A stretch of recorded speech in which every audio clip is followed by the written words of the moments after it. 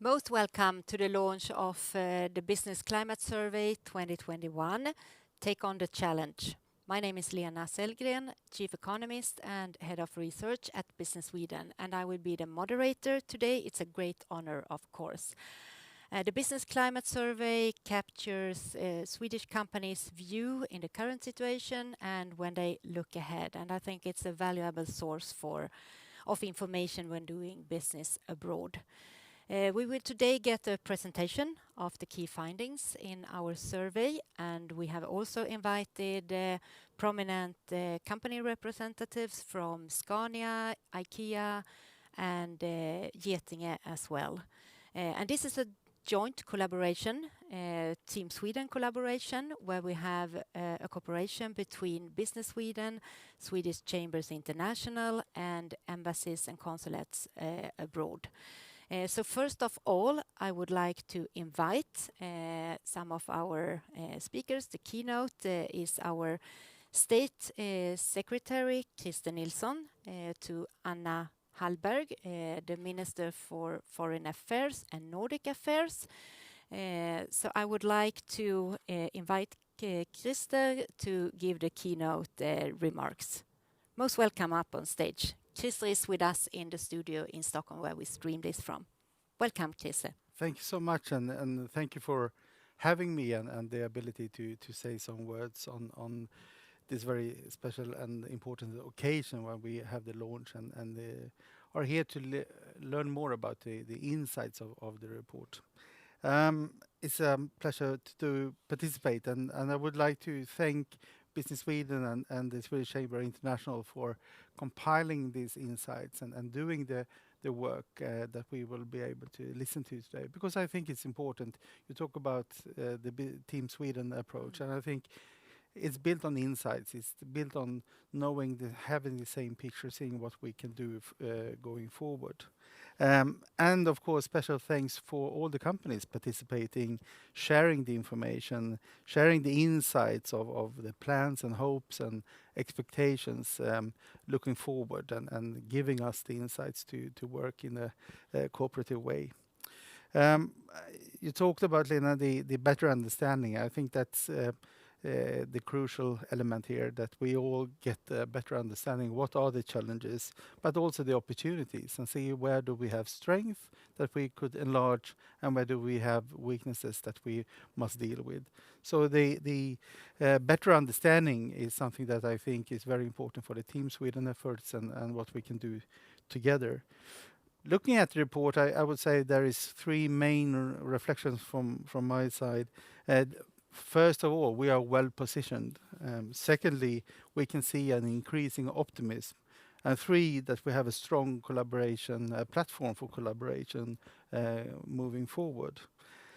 Having said that, of course, we know that there are immediate challenges and difficulties post-corona, where we see now large challenges in the global capacity, the global value chains. And of course, that is something that we need to address and discuss separately. But having said that, I think in the report we see a great optimism and very strong insights on what we can do together moving forward.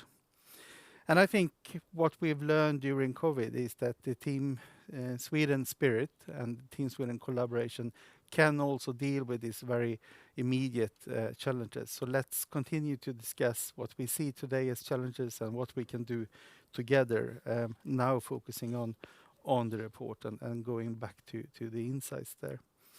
When I say well positioned, of course, we see that what we talk about now is building back better. We focus on sustainability and digitalization. That's keywords in all the countries, all the regions moving ahead. We have that as a large part of the EU focus now as well. And we just recently got the IPCC report showing the climate challenges and the need to move ahead.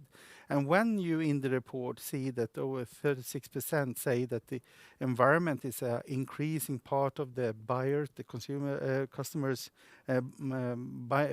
decision making, I think that means that we are well positioned, because we know at the same time that Swedish companies are global leaders when it comes to innovation, having innovative sustainable solutions, working not only with products but also with services, not only with products but also systems. So I think we are very well positioned, and that is also what we see from the government when we have lots of the international relations, that what they want to discuss with us is on the sustainability theme, how to share knowledge and share experience, but also get in contact with the leading companies of Sweden.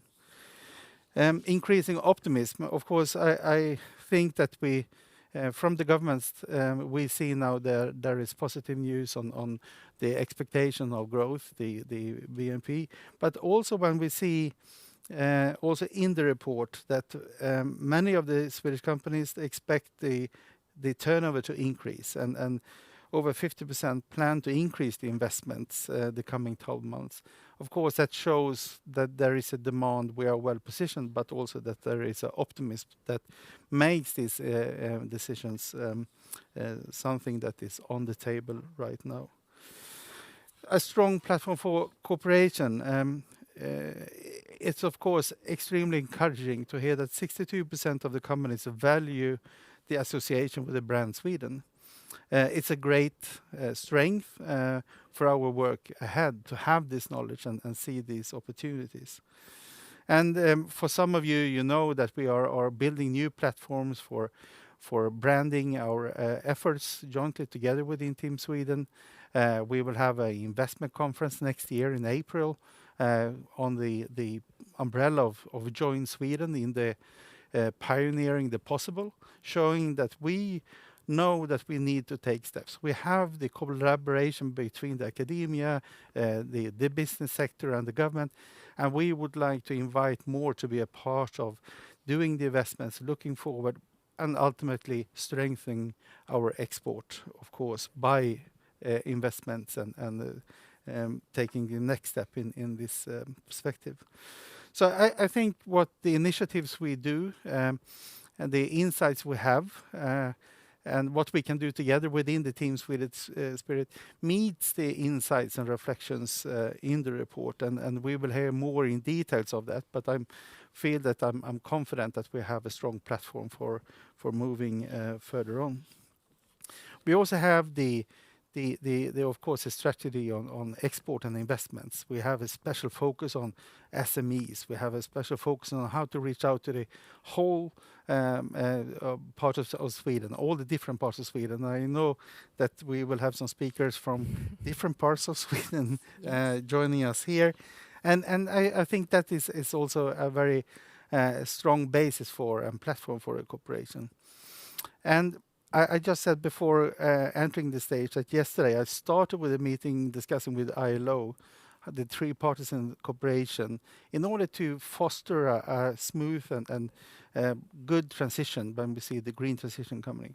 I ended up the end of the day talking with a global fund that is now in Sweden, and they want to do investments here in order to increase the global value chains and the export. Also talking about how the transition and the lifelong learning among the work staff is a very important part as well. So as another part of the platform we have together, of course, the initiative of Global Deal, the social dialogue is also important. I know the time is running, but I just need to mention that a little bit more than 60 days left, and then we will all hopefully meet in Dubai for the World Expo. And I think we should just mention that, because what is World Expo and the Swedish Pavilion about? It's about sustainability. It's about what we are leading with when it comes to innovation in Sweden, but also Swedish values and what we can do more. So I hope that we all will meet in Dubai, exposing us and showing the possibilities. And then we will gather the world in Sweden for the investment summit, Join Sweden next year. So we have a strong platform, and I will be happy to listen now to all the insights and the insights of the report.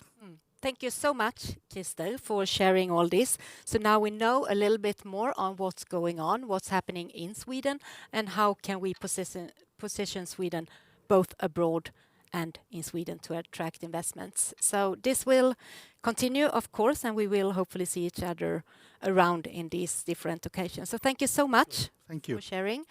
Thank you. And now we will actually move up north in Sweden, where we have our CEO, the CEO and President of Business Sweden, Jan Larsson, who actually entered into this position in last May. So, Jan, do we have you on the link from North? Can you hear me? Now we can hear you. Welcome. Perfect. So where are you, Jan? Where are you? I am right in between Northvolt, Hybrid, and H2, the big investment projects that are going up here in Norrbotten and Västerbotten, the very northern part of Sweden. And I just discovered that not only are they producing probably or doing research and development on starting hopefully soon to produce the world's most climate neutral and climate beneficial steel, but also are they in the forefront of producing gin. I just had lunch with one of the local gin producers here, who is claiming to soon be producing the most climate neutral and climate efficient gin in the world. So I think what Christer was speaking about really shows up very clearly in this part of the world where everything basically is happening right now. It's a tremendous power of change, and in this part of Sweden where I am right now, there are 250,000 people living, and the forecast they have is that within the next 10 years they will need to increase the workforce by close to 100,000 in order to meet the demand that is up here. So it's a fantastic, vibrant part of Sweden, and very, very exciting to be here. Having said that, I think it also reflects very much what is happening here, reflects very much what is happening in the world when you look into the global business survey that we're here to discuss.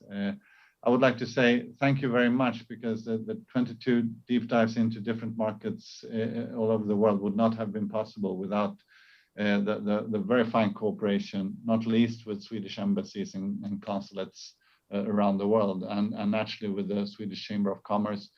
So I'm really, really happy about that collaboration, and even more so naturally all the companies that have shared with us their insights and thoughts and reflections upon what is happening in the world.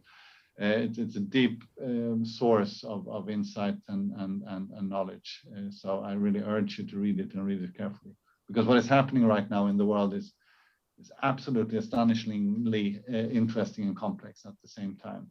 Naturally, we all think about COVID, but just thinking back about the last half year or year, it's not only COVID that has kind of shocked the world. As you all remember, we had the kind of stop in supply chain caused by the ship in the Suez Channel. On top of that, we've had the shortage of semiconductors that is also affecting the world. And on top of that, the ships that can't go to harbor because of COVID lockdowns and whatever there is. So there's all this. This is really a perfect storm of different things happening. And I think that is all very nicely caught in this report. So it's really fascinating reading.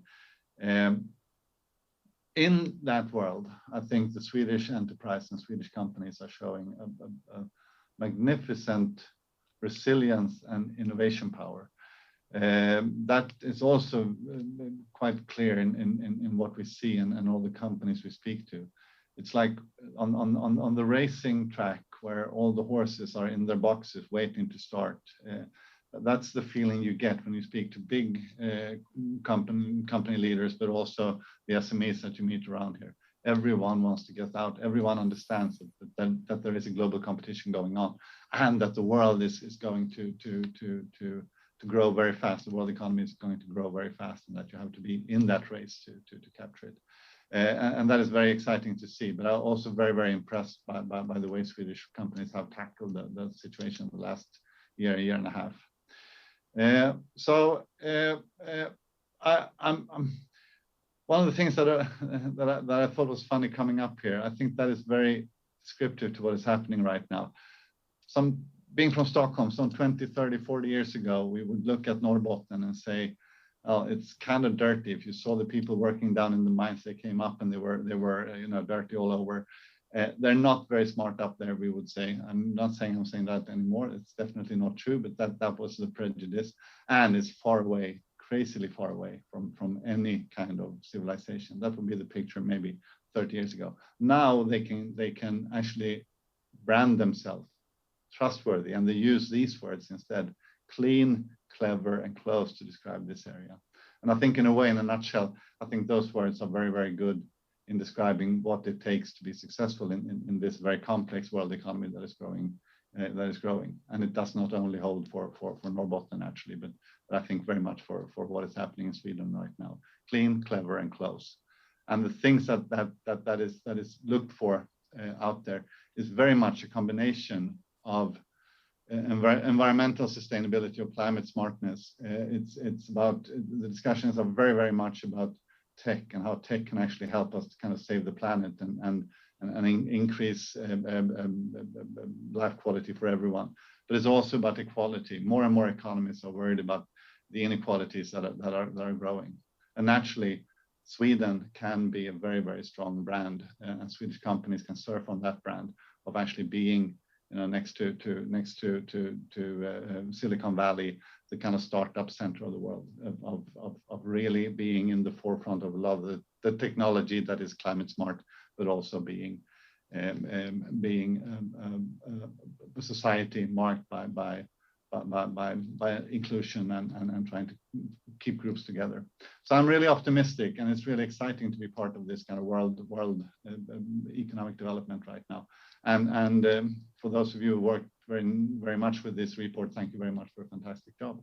With those words, I'm very, very happy to hand over the word to Andreas, who is naturally a super good partner to have and work with together and collaborate with on this report with lots of insights. So thanks a lot. Thank you, and thank you, Jan, for sharing. And I think it's just to take on the challenge and position Sweden even more than we already do. So thank you so much. Enjoy the northern part of Sweden. And we continue to hand over to Andreas Hasse-Giorgio, who is the president at Swedish Chambers International, and you are also CEO at Stockholm Chamber of Commerce. We see it in your background. Most welcome, Andreas. Some delay. I think you're muted, Andreas.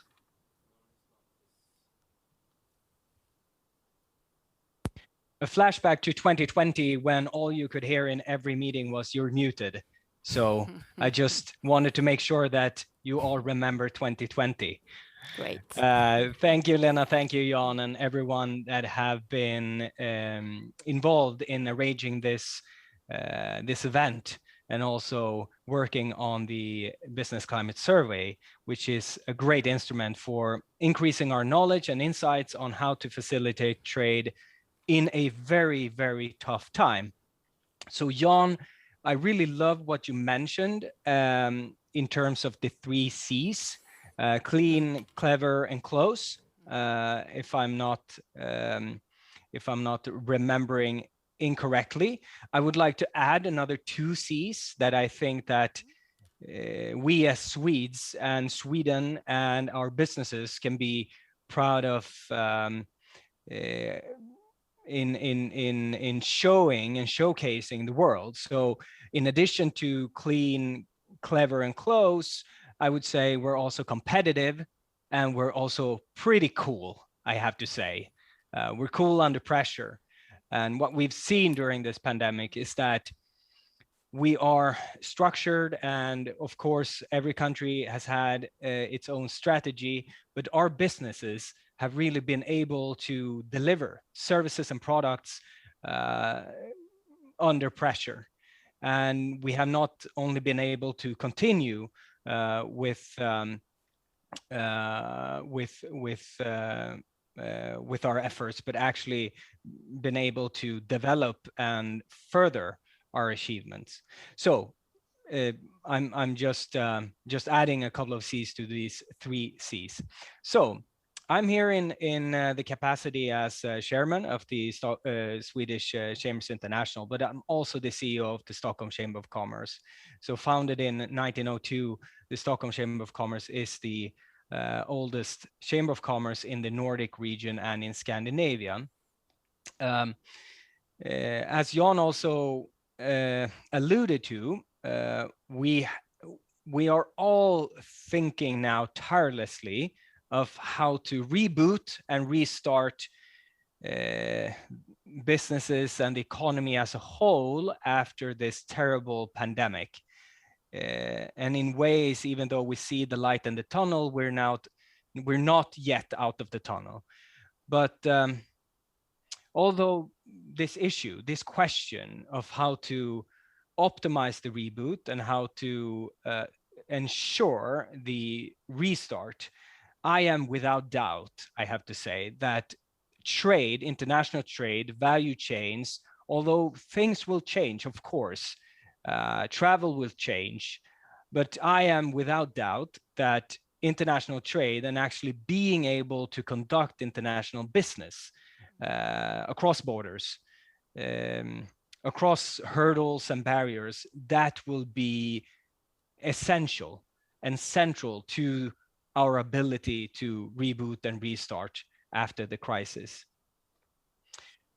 So this brings me then to the business climate survey, because I think that business climate surveys, and this is an annual report within the Team Sweden umbrella, and I'll also take the opportunity to just give my applause to our partners and everyone engaged in this work. This collaboration is so important and so fruitful, because the result, the business climate survey, it really provides unique insights surrounding the way Swedish companies operate overseas and how they are affected by the prevailing market conditions across the globe. So really, really important. Well, yeah, the work done by the Swedish Chambers of Commerce overseas in collaboration with Business Sweden, that is vital in ensuring that the data that are collected really represent the voices of overseas Swedish companies. So I'm very excited to learn more about the conclusions of this year's Business Climate Survey, and in that increasing our ability and the characteristics of us being clean, clever, close, cool, and competitive as well. So thank you. Thank you, Andreas, and thank you so much for giving me the bridge over to the presentation of the key insights that we have from the report. My colleague Astrid Lilja will present the results, and after that we will invite the companies to comment on this and give their view. But Astrid, what do the companies actually say? What is the view the Swedish companies have? Thank you, Lena. Well, what do they say? Let's dig in. One of the most central questions that we ask the Swedish companies to give us is how they perceive the current business climate.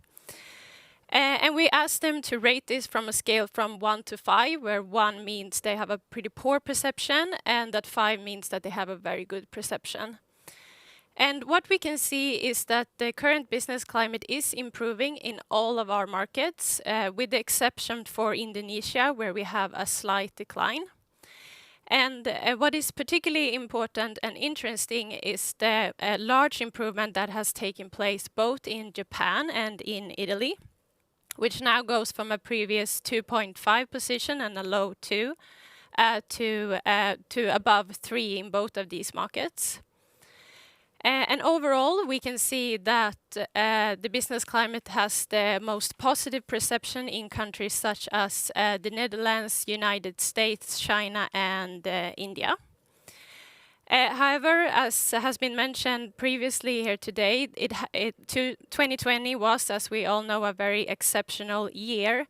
It is still very encouraging to see that the business climate is improving, but it's also notable that no market still reaches 4 or 5, which is the highest scores. So it will be interesting to follow the development next year to see what that will bring us. Perfect. Thank you, Astrid. Among the respondents, are there any differences between the bigger companies' view and the smaller ones? The perception among the different size groups is pretty similar, actually. You have around 40% of both the larger companies and the smaller companies that have a positive outlook, and this even goes up to around 50% for the mid-size companies. Interesting. Thank you. Yes. And moving on, and we will look ahead, we can see that the Swedish companies are very optimistic about the future as well.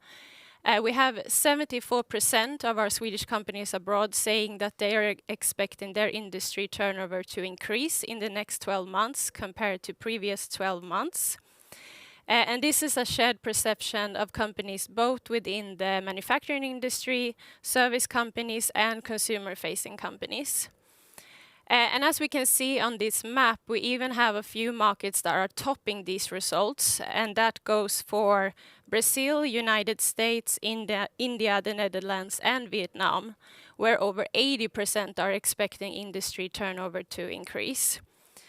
And overall, most companies fall within the range of 60 to 79%, as we can see in the blue. And it's actually only 2 markets, and that's Hong Kong and Turkey, that fall slightly below the 60% rate.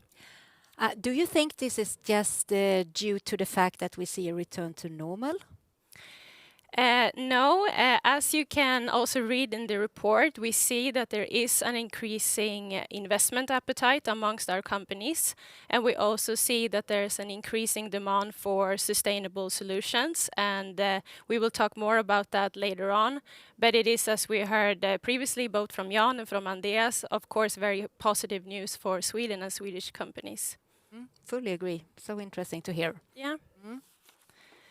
And moving on and actually talking a little bit about investments plans. Here we asked the Swedish companies around the world what their investments plans are for the upcoming 12 months. And overall, we can see that 50% are actually planning to increase investments. 16% are saying that they will do so significantly, and 34% say that they will do so slightly. And it's the companies in the United Kingdom, United States, France, China, and Brazil that are really stepping up, with over 20% saying that they will increase investments significantly.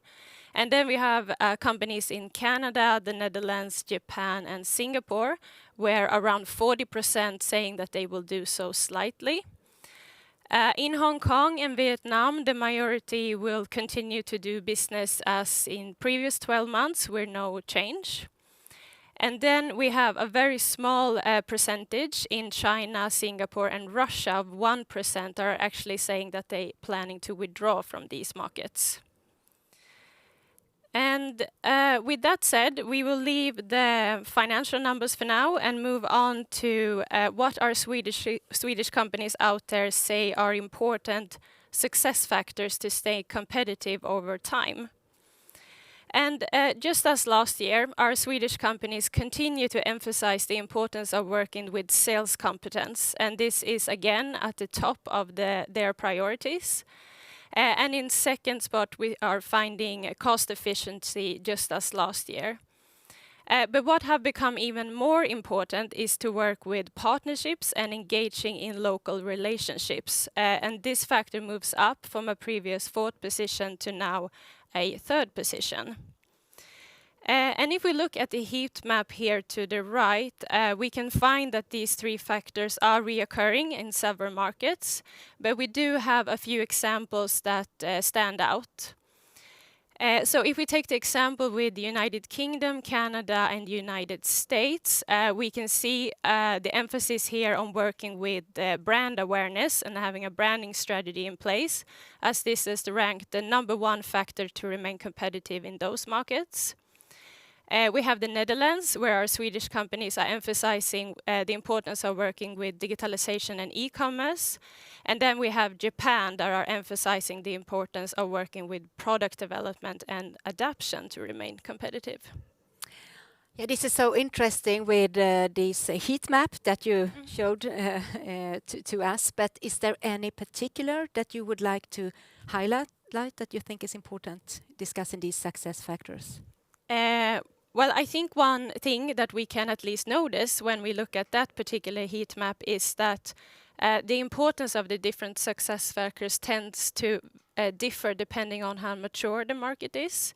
So in the more emerging markets, we still have cost efficiency being pointed out as the most important factor. And if we move into more mature markets, it is sales competence that remains at the top. But overall, it's more that unifies than separates here. Good, thanks.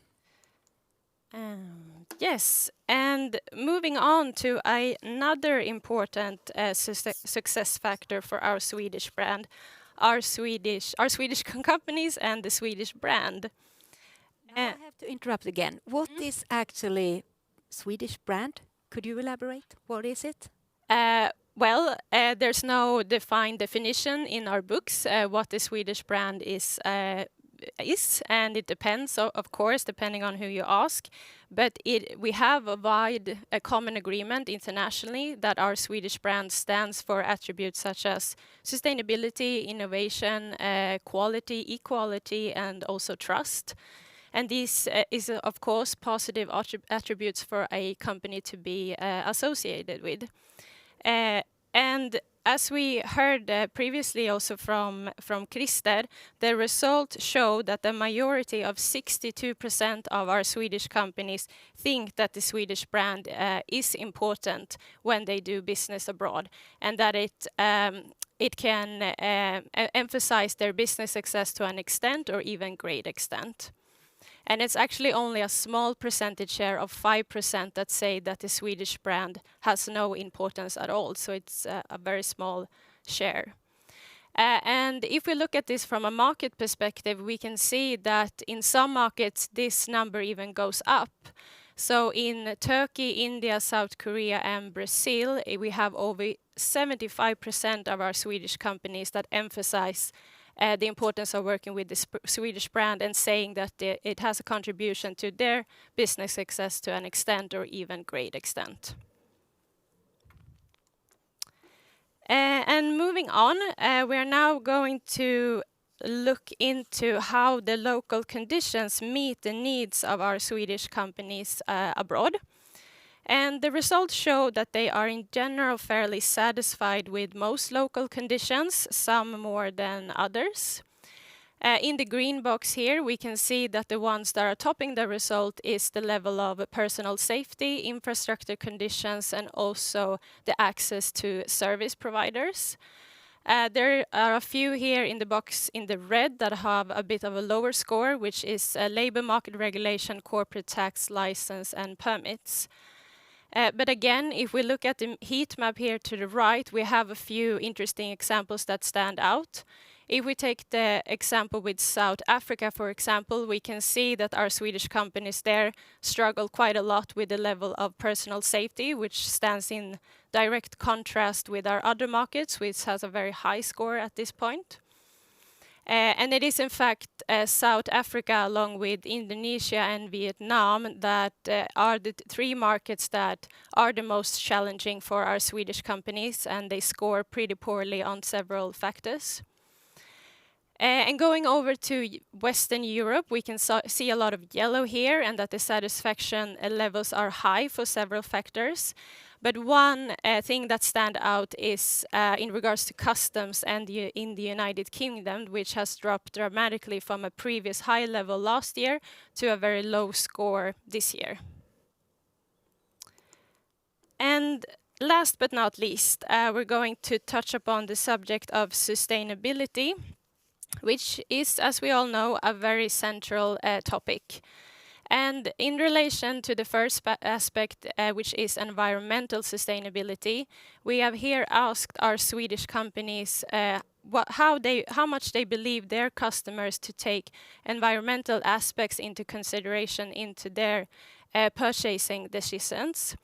And the overall global result show that 36% think that this is important to a high or even high extent. And if we look again from a market perspective, we can see that this is topping in countries such as the Netherlands, but it also has a high importance in other markets such as UK and Canada. And in relation to this is something you all can deep dive into further when reading the report. And other factors in relation to sustainability, such as corruption, we can see that the risk for corruption is very low in all of our advanced economies, with the exception of South Korea, where it goes up to a moderate level. And at the higher end here, we have countries such as Mexico, Indonesia, Vietnam, and South Africa. And looking at the results for human rights violations and labor rights abuse, the results are quite similar here, with a low yet existing risk in all of our advanced economies, but with a moderate risk in all of the emerging markets, except for China, where the risk also is low. Thank you. So interesting to listen to you. There is a lot of information. So my last question is actually, in this picture, is there anything else that you would like to underline? Well, I can just finish off saying, and going back to what I spoke about in the beginning of the picture, is, of course, it's very positive and encouraging to see that the demand for sustainable solutions is increasing. And it sends a positive message, and it's also positive news for Sweden and Swedish solutions, which are well positioned and have great solutions both to offer today and tomorrow. So I think the results are encouraging, and it's hopefully going in the right direction.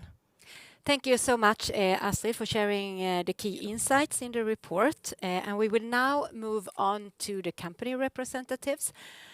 We invited the company representatives to give their view, reflections, and I think it's great to now introduce our first speaker, Joel Granat from Power Solutions at Scania. I hope you are on the line, Joel, so please, the floor is yours. Welcome. Thank you. Yeah, when reading the report, one of the reflections that I made was on China. It got pretty good remarks on human rights and corruption, and that is also my experience from working with China. That of course that's something that you always need to keep track on, but that there are many worse countries, and China is the top priority market for us at Scania when it comes to building our future growth. And it's interesting comparing the Swedish culture with Chinese culture, where in Sweden we are probably at one extreme when it comes to hierarchy, having weak hierarchies, and in China hierarchy is very strong at the other extreme.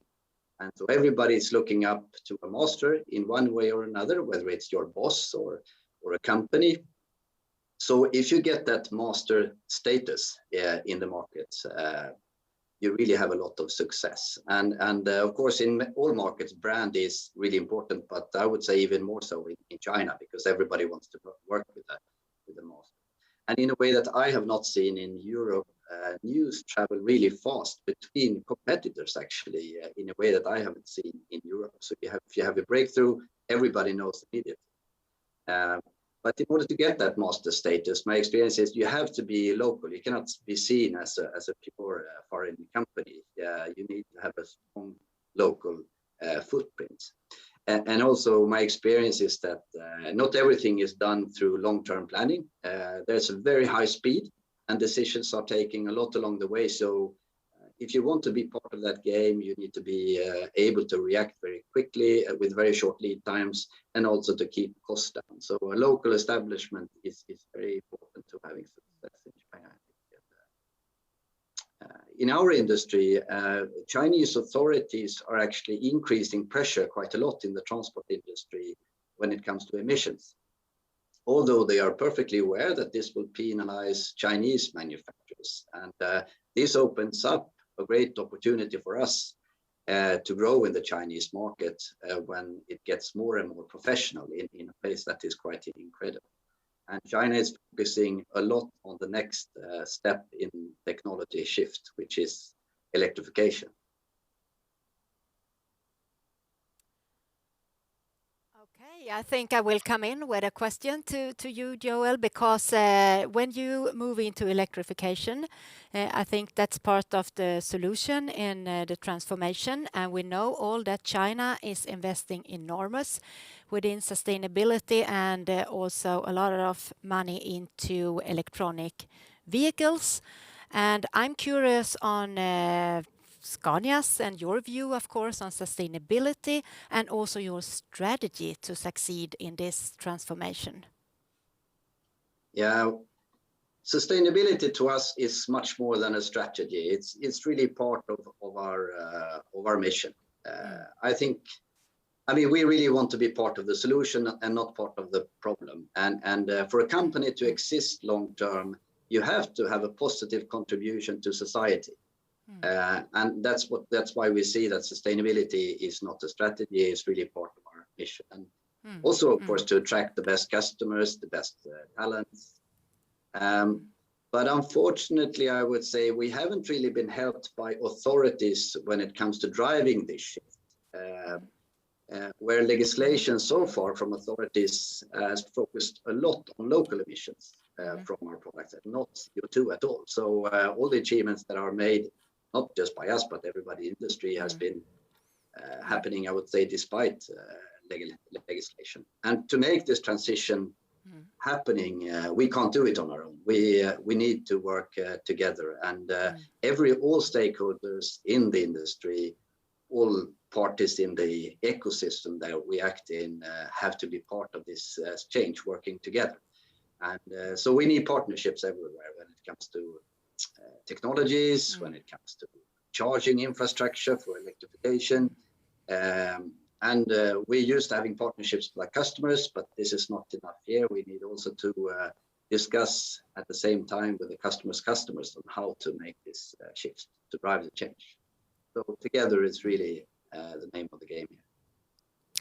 Thank you so much. And that's also what we see as a result in our survey, that partnership, local relationships is moving up to a third position. It has been in the top for a while, but still, I think this is changing. And we will come back to this. So I would like to thank you so much and move on to our next company representative. It's Preet Dupar, CFO at IKEA in India, but you have a long experience working in global business. So we are happy to have you here, and the floor is yours, Preet. Welcome. Thank you very much. Can you hear me?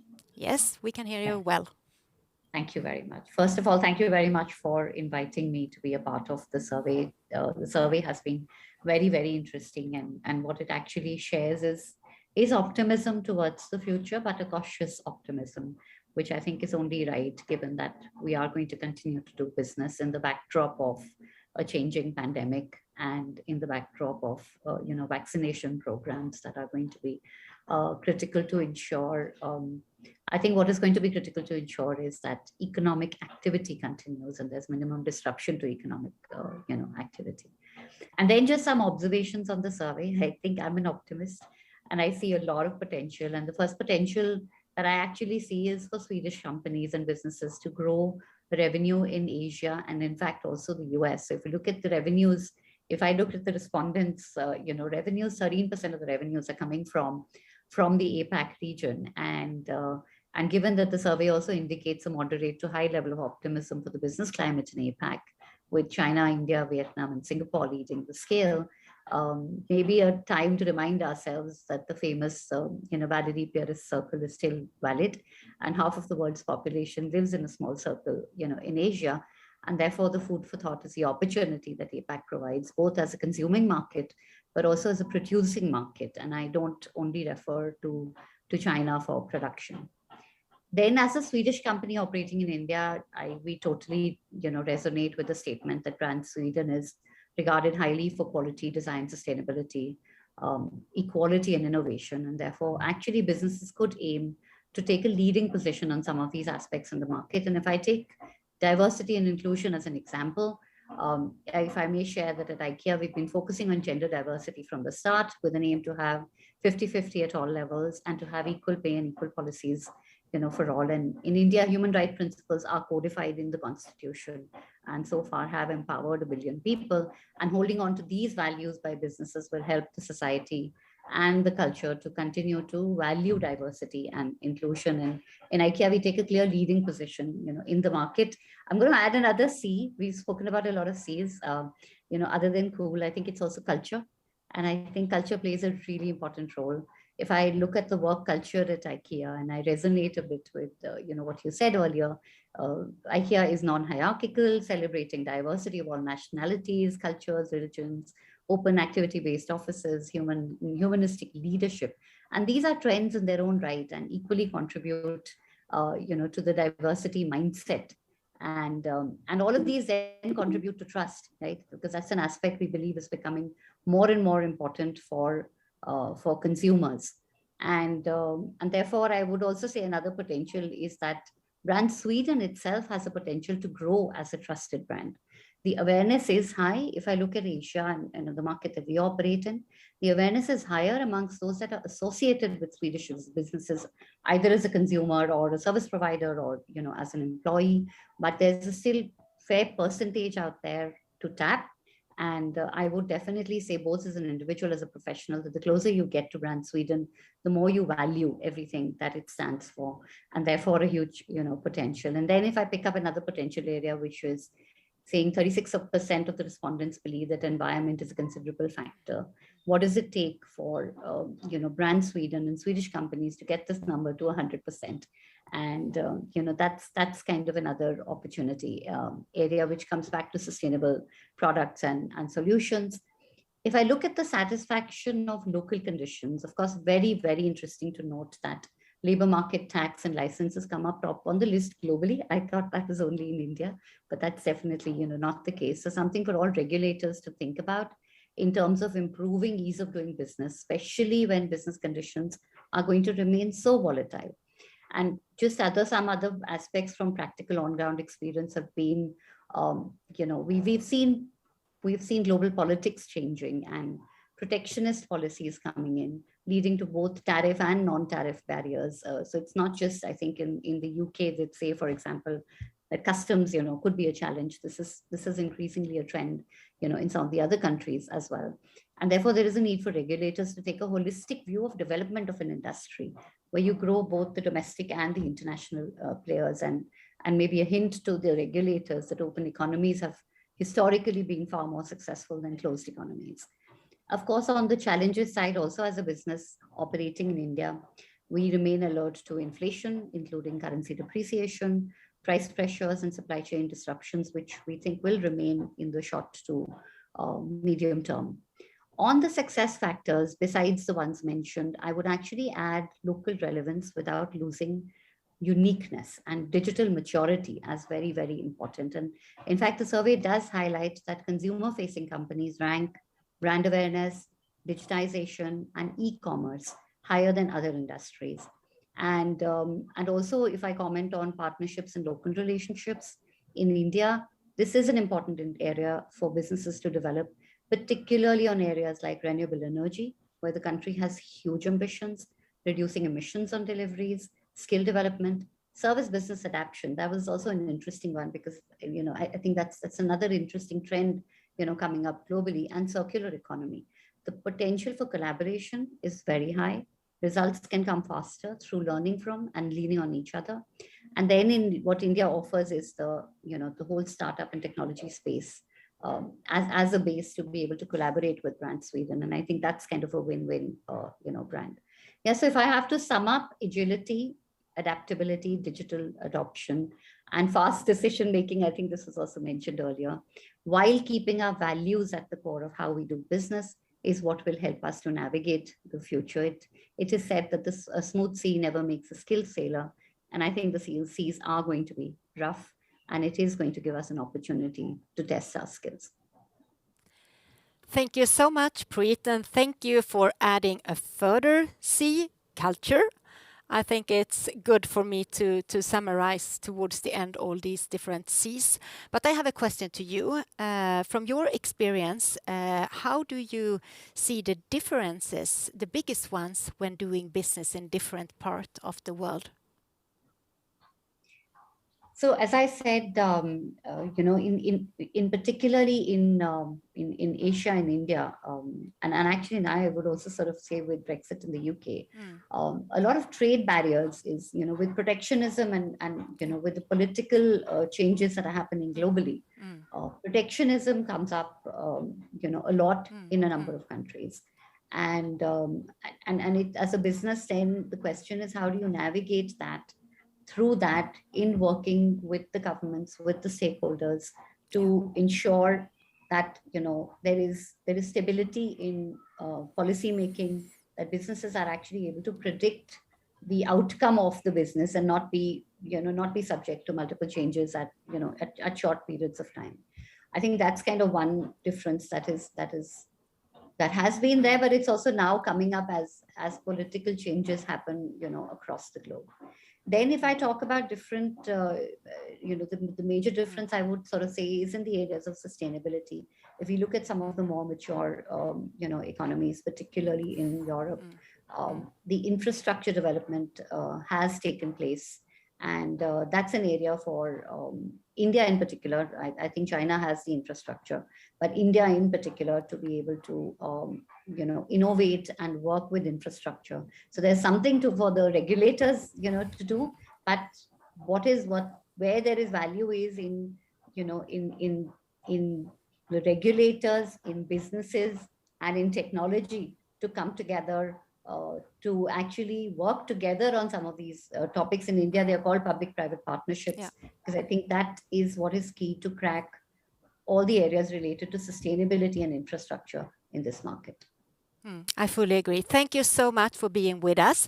We have to continue to the last but not least company representative, Joseph Hinterberger, who is president at Getinge, Dach, Germany, Austria, and Switzerland. So happy to have you here. The floor is yours. I know that you have a lot to share with us. Yeah, thank you for having me. And first of all, big congratulations to the fantastic report you have put together and giving us the chance to get more insights on how Swedish companies perceive and see the markets. And as you said, so I'm representative for the Getinge, so the healthcare industry of Sweden in that sense. And as I'm responsible for Germany, Switzerland, Austria, it's more, my view is more focusing on the more mature Western European markets. And really, I like the C's. And now we collected, I think, 6. Andreas added 2, now Preet added another one. And the last one really I like, because this I wanted to add as well. Culture is a big plus in the Swedish company cultures. And I'm a proud employee of a Swedish company, I must say. And if we talk about success factors for us, specifically in the healthcare, Sweden is also perceived the leading global country in value-based healthcare and healthcare structure as such. So it's really a big plus for us on that end. One of the first comments of Krista in the keynote was that collaboration is a key success factor for which is seen in this from Swedish companies, and I only can underline that. But the willingness to collaborate is coming also with a good culture.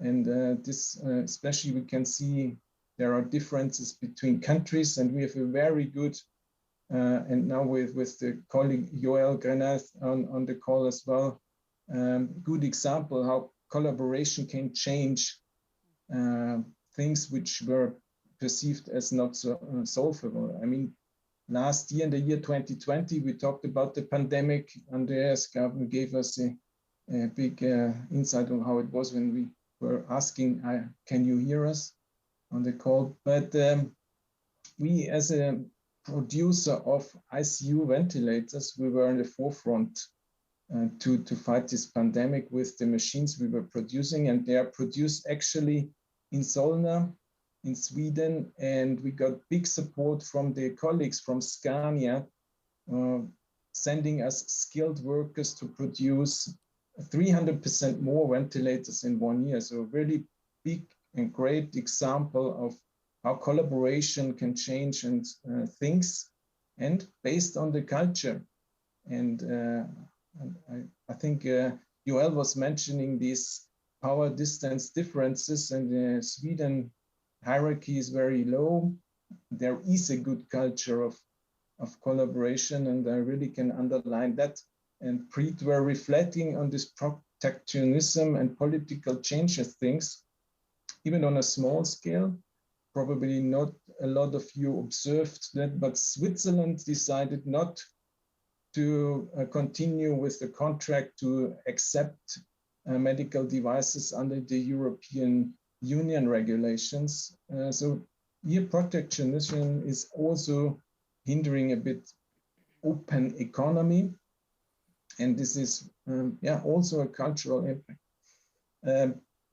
Talking about sustainability, obviously the topic now, and as a Swedish company, we are really perceived as leading this topic on a global scale. This is very positive. And I can only underline, and yet we at Getinge really see that we cannot rest on the perception of the external world that Swedish companies are leading. We need to continue to lead. And we take a lot of activities here, and we are committed to the initiative of science-based targets to CO2 reduction and environmental sensibility, but also the aspect of human rights and ethical business behavior. So, but all comes together really under a big brand, which is then a Swedish company with extreme good quality perception. And I always say we produce Swedish quality made in Germany. This is helping us also a lot. So this would be my big reflections on that, Lena, with the big emphasis on culture and sustainability, which you already heard. Yeah, thank you so much. My question to you is, why do you think that partnership and local relationship has been even more important? Did you expect this?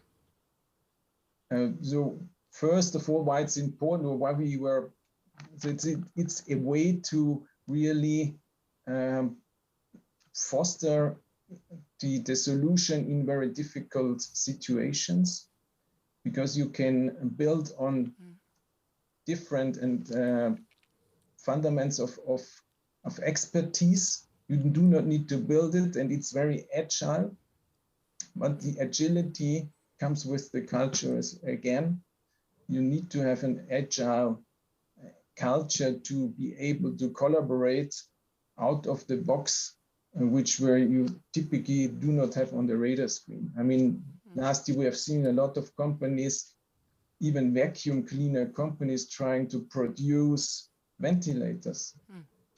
Was that good? I would say no. It would have been much better if these companies would have put their expertise and forces into collaborations like we did with Scania. Nobody would have seen Scania producing ventilators 2 years back, honestly. But they have very skilled workers, and the expertise of these people could be used and combined with the knowledge how to build a medical device. And these collaborations, they bring value. To keep isolated, as Preet said, protectionistic, this is not good. Collaboration is open and creates something new, and can create a new passionate work environment, which is for the future also, if we want to recruit talent, and everybody needs to recruit talent to get the innovations done. Talent are looking for agility, smart work environments, and collaboration is part of a smart work environment, I would say. Perfect. Thank you so much. I really like the last line. So collaboration is key to create the future for all, a sustainable one. It's time to wrap up. So I thank you, Joseph, for being with us. And I think it's easy today to be the moderator because you have helped me with all these C's, and so I don't get them wrong. Clean, clever, close. Competitive, cool. I like that as well. And culture. I think if we continue adding C's, or at least collaborating as we did today, I think we will succeed in the future. And if we can use the Swedish brand, if that can be used to combat the climate crisis and help us with the sustainability challenges, I think it's great. And as Preet said, 100% is what we want to go for. So I would like to thank all the speakers in particular, but also all of you that have listened in today. And I hope to see you soon again somewhere in the world or digitally. Thank you. Goodbye. Thank you.